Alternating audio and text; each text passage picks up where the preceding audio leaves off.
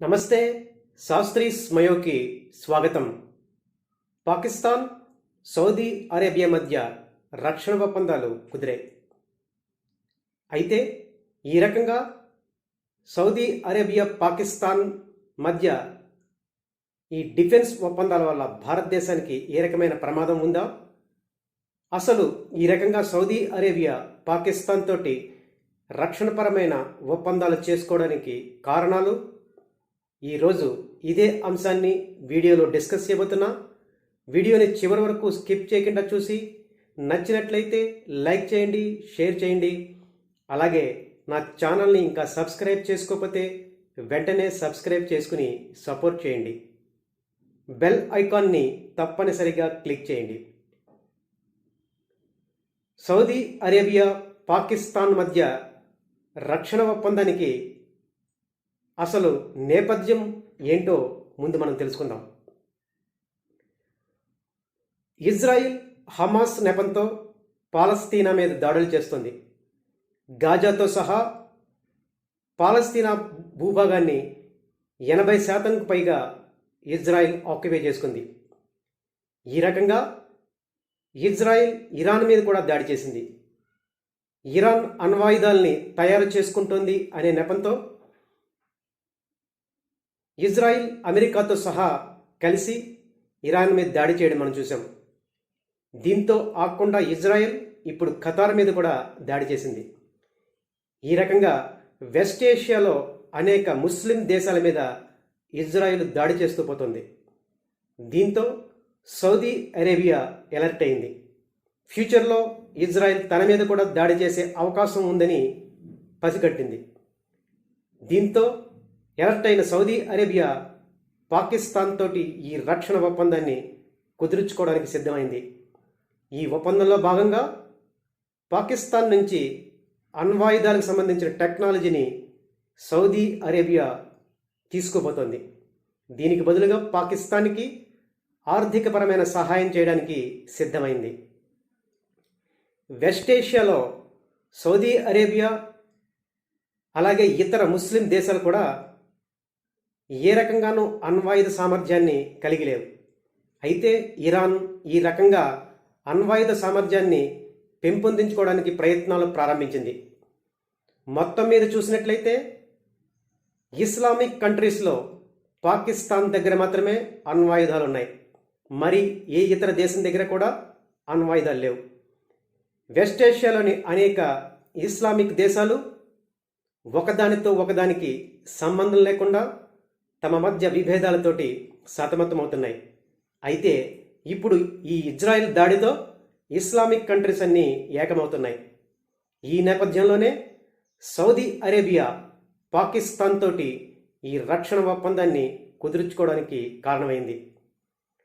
పాకిస్తాన్ గతంలో అనేకసార్లు సౌదీ అరేబియాకి తన సైన్యాన్ని అవుట్సోర్సింగ్గా పంపించింది. దానికి బదులుగా సౌదీ అరేబియా నుంచి అనేక రకాల ఆర్థిక సహాయాల్ని, అప్పుల్ని పాకిస్తాన్ తెచ్చుకోగలిగింది. ప్రస్తుత పరిస్థితుల్లో పాకిస్తాన్ పరిస్థితి ఆర్థికంగా చాలా దివాలాగా ఉంది.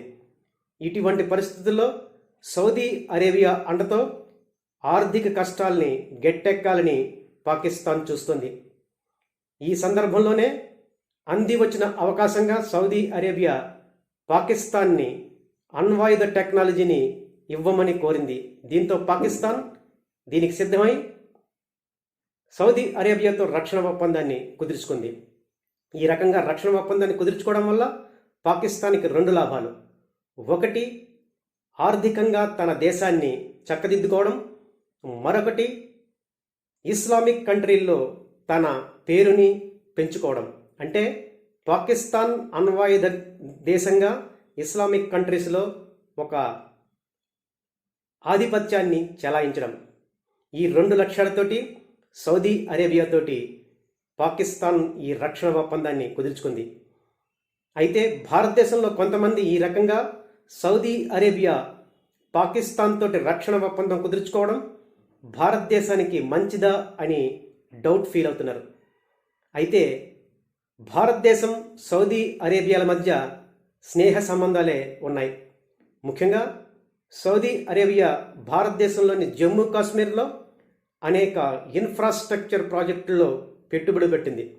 అలాగే భారతదేశంలోని మానవ వనరులు ముఖ్యంగా కేరళ నుంచి సౌదీ అరేబియాలో పనిచేస్తూ సౌదీ అరేబియా ఆర్థిక అభివృద్ధిలో భాగస్వాములుగా ఉన్నారు.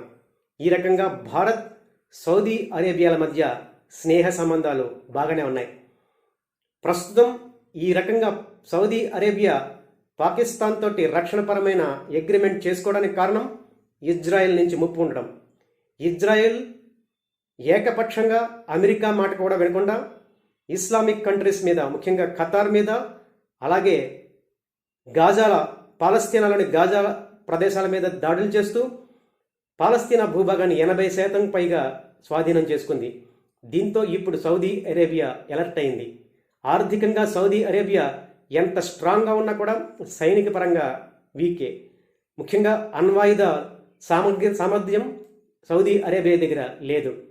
దీంతో ఇప్పుడు పాకిస్తాన్ తోటి రక్షణ ఒప్పందాన్ని కుదుర్చుకుని అణ్వాయుధ టెక్నాలజీని సౌదీ అరేబియా సిద్ధం చేసుకోబోతోంది.